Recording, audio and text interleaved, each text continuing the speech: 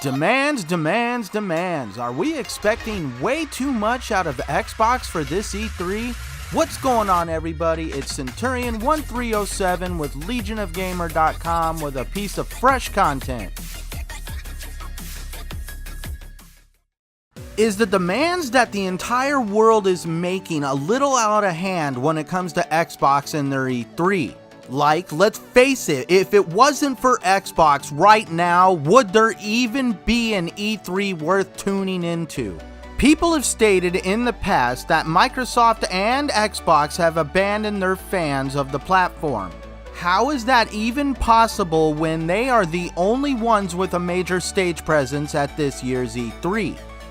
But even furthermore, they are expected to above par perform on stage better than the other guys.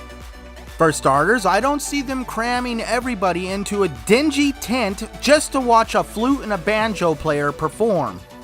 Also, I don't see them treating their fans to a video on the internet revealing anything.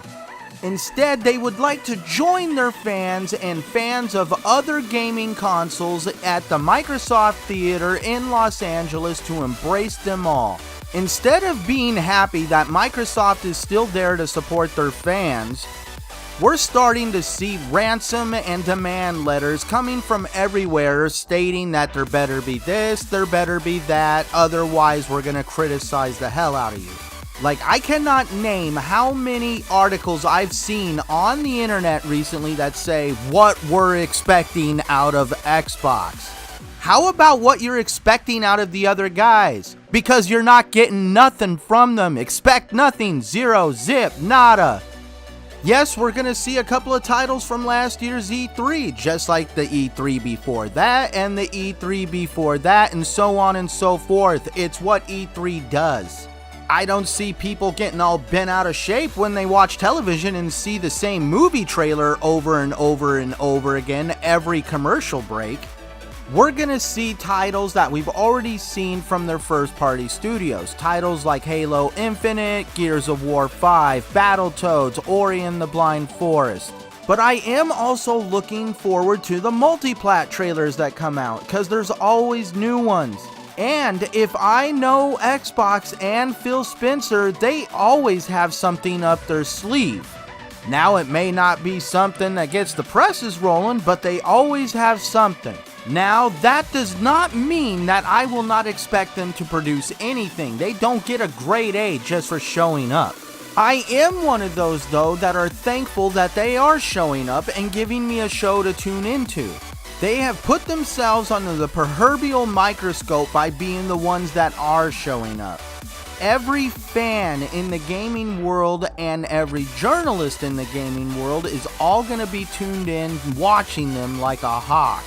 With everybody watching them, all of a sudden Microsoft is being held to a standard that seems to be practically unattainable.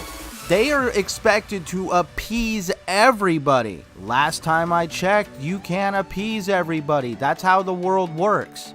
If you haven't noticed over the years, Microsoft and Xbox can care less about appeasing the journalists because they seem to hold them to a different standard than the rest of the gaming community. Instead, I'm wanting to talk about how the fans themselves are expecting, I think, a little bit too much out of Xbox. They're demanding that these great glorious consoles be cheap. They're demanding that these great glorious games be made quickly.